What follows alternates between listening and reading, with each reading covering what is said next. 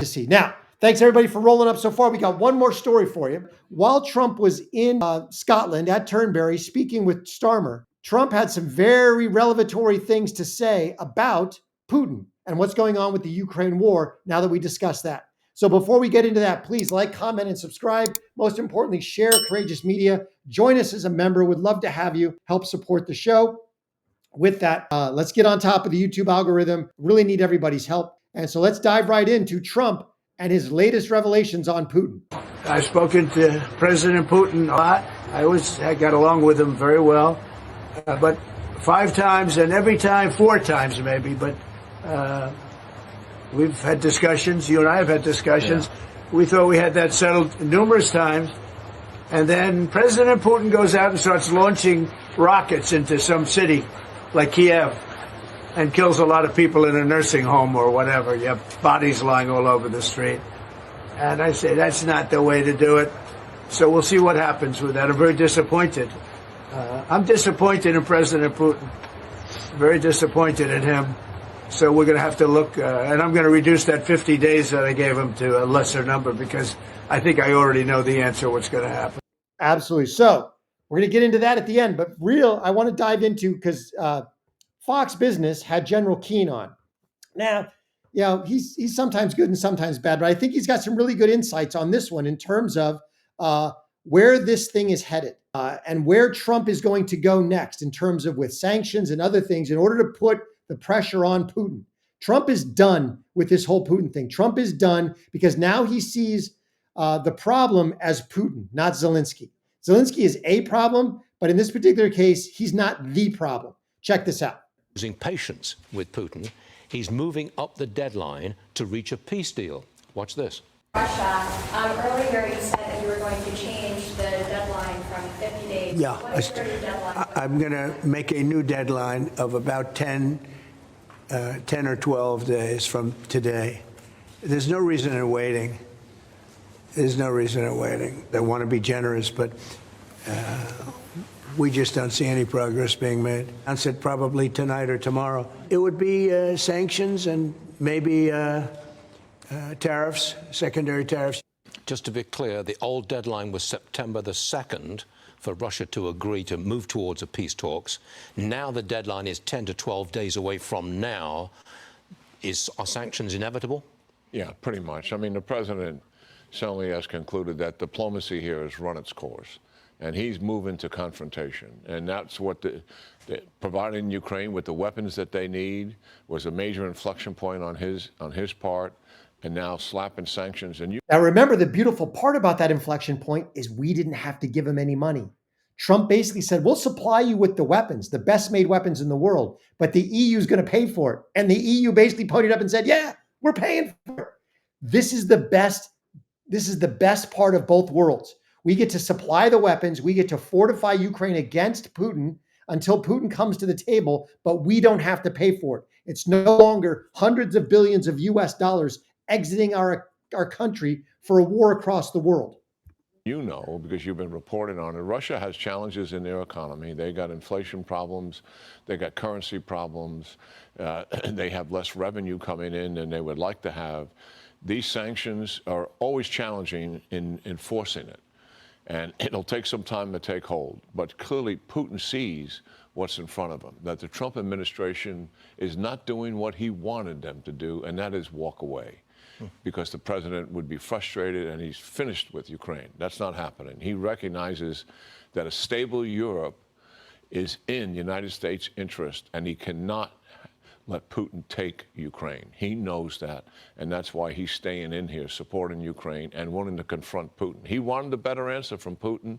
Yeah. He didn't get it, and now he's moving in a different direction. When we look at the war in the Mideast and the war Russia-Ukraine, it seems to be dominated by drones. They seem to be making the running. Is America's military adjusting to that? Yeah, very quickly. They know they have to adjust to it. I've been very close to the Chief of Staff of the Army. He's brought me out to 2 exercises that I've seen, one in Europe and one in the Southwest of the United States, where he brought all these drones from various private companies, commercial companies in the United States. They had hundreds of them with the industry CEOs on the ground watching us use these. The Army and the Marines, particularly the land forces, as well as our forces in the Pacific, are very much aware of how drone warfare is dominating the battlefield. But frankly, we are in catch-up because. So you've got Trump basically saying he's going to shorten the time with Putin to 10 to 12 days. We're going to get, he actually speaks to that directly while in Turnberry. But first I want to get to this because Trump posted this, which I think is very, very telling. And if I was Putin, I would actually be worried at this point. So here's Trump. Trump says he's not interested in talking with Putin. President Donald Trump said he's always gotten along with Russian President Vladimir Putin, but on Monday, he said he's not interested in talking. He's done talking. He has tried and tried and tried for 6 months to get Putin and Zelensky to the table. And between the two of them, they keep screwing it up. But lately, the last 3 months, it's been all Putin. Russia could be so rich right now, but instead they spend everything on war. I really thought this was going to end. Every time I think it's going to end, he kills people, Trump said. And he's true. Every time he gets something close to a negotiation, people are supposed to meet, you've got Putin launching massive attacks on civilians. And that's why Trump is done. And so here it is in his own words from Turnberry. I'm going to make a new deadline of about 10 or 12 days from today. There's no reason in waiting. There's no reason in waiting. It's 50 days. I want to be generous, but we just don't see any progress being made. Mr. President, and that should worry Putin because Trump can actually put real teeth to these sanctions. Realize he just did something similar, a totally different conflict, different personalities, everything. But imagine what he did with Thailand and Cambodia. Now, imagine that same force, economic sanction force, directed right at Russia. Hey, Russia, if you don't toe the line, we're going to tariff you out of existence from dealing with America. Now, you might think you'll still deal with everybody else. But if we put sanctions on, like we did against Iran 5-6 years ago, where basically we say, hey, you cannot do business with the G20. And then we go to the G20 and say, and if you think you're going to backdoor us, anybody who does business with Russia will not do business with the US. Or if he gets the whole G20 on board, with the G20. Now you walk over and say, okay, Iran, China, you want to play ball with Russia? Go right ahead. You will not do business with the US. Those tariffs will go immediately from 55% to 400%. We will shut you out of the US economy. We will shut you out of the European Union economy. We will shut you out of the G20. And suddenly those sanctions will be able to stick. There will be very little way around them.